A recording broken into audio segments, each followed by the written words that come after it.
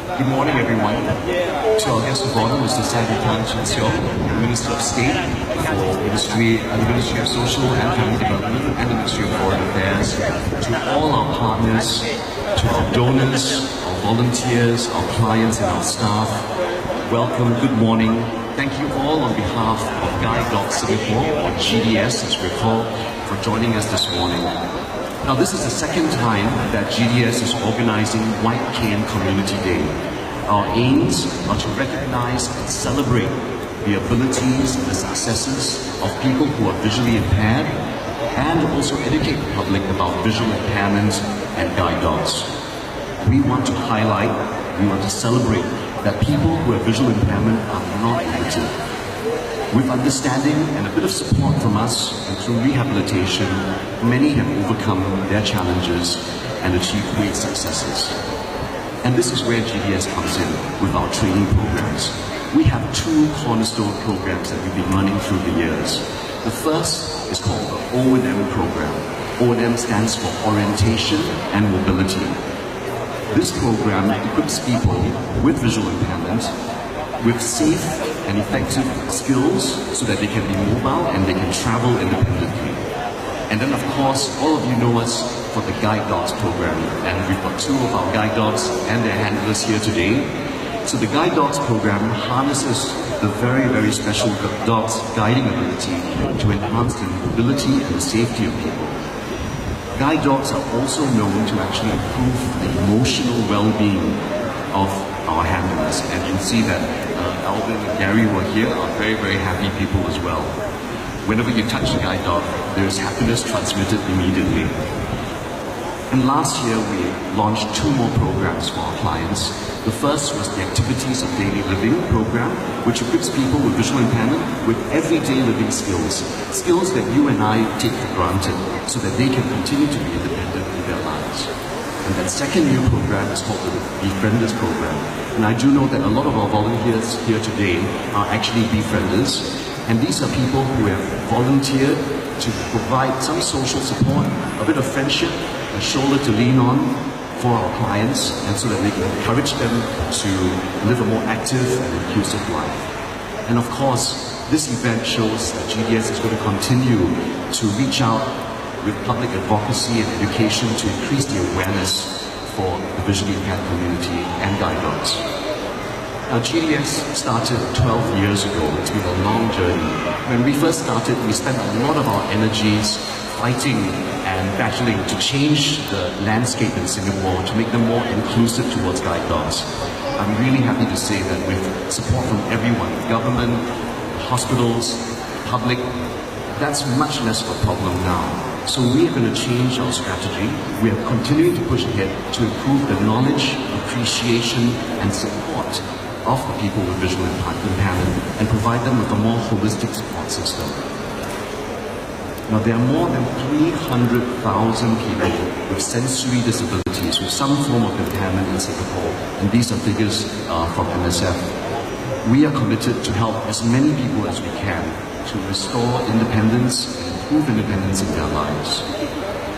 We have two O&M specialists in GDS that they're here today. I hope you get to meet them. There's Simone and Cheryl, very wonderful ladies.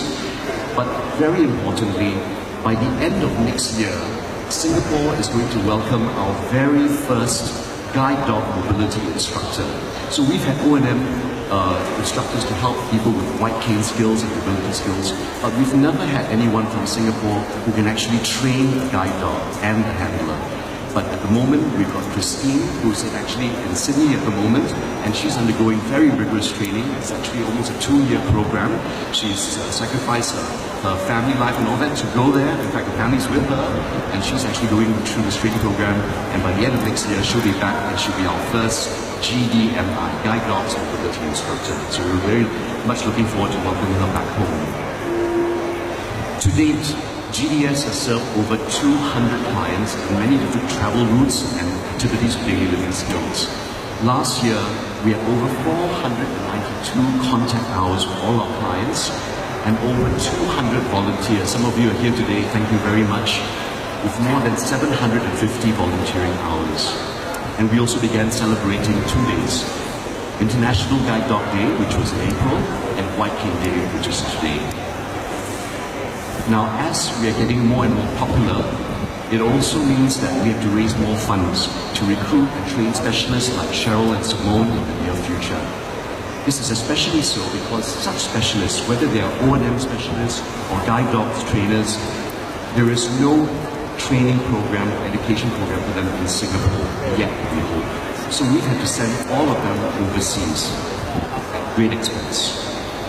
There is so much more that we can do. I was speaking to our guest of honor and he said that's the one thing we realized. There's so much more that all of us, whether from GDS or as volunteers, members of the public can do to support this. So we're very grateful for all our stakeholders that have come on board to support our cause.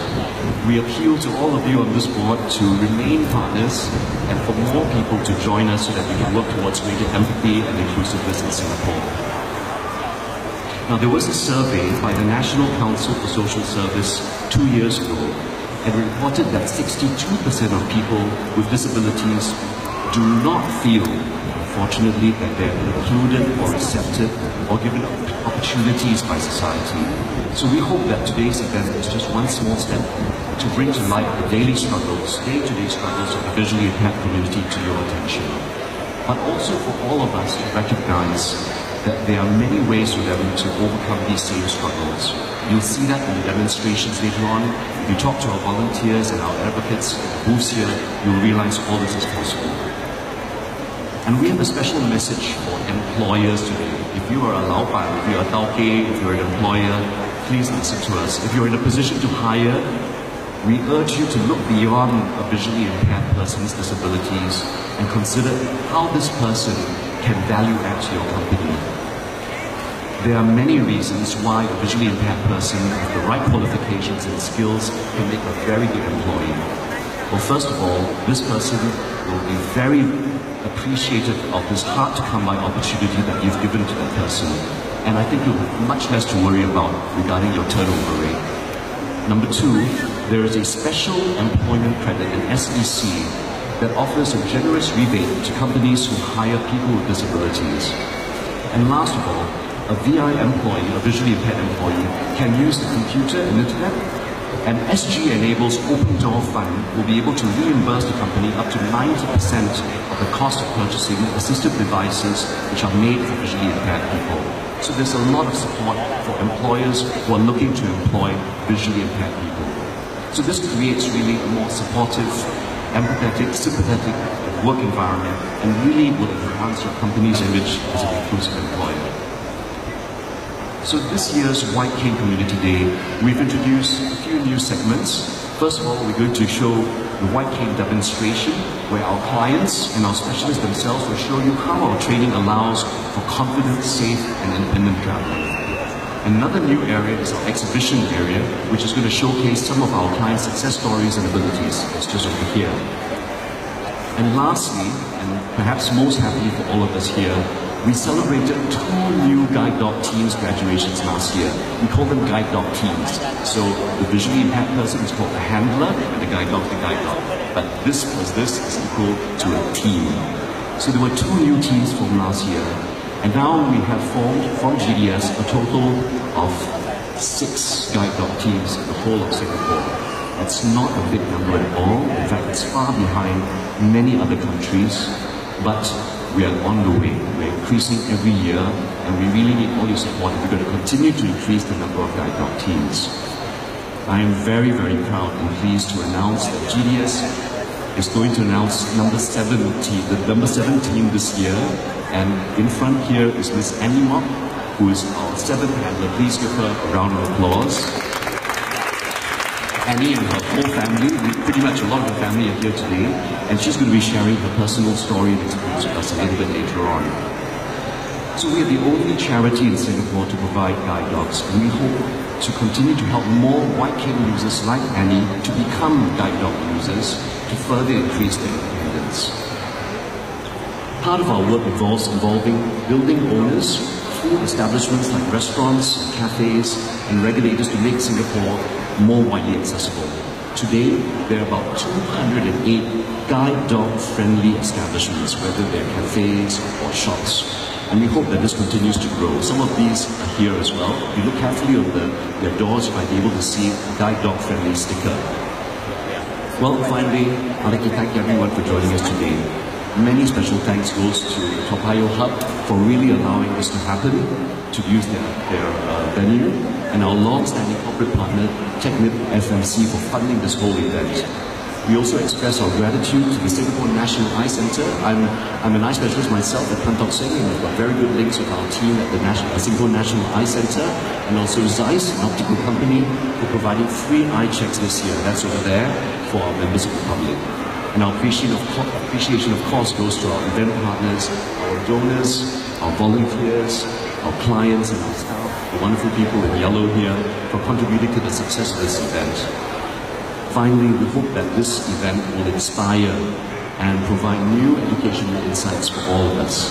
Together, let's make Singapore an empathetic and inclusive society for everyone. Thank you very much. Thank you very much, Dr. Wong, for a very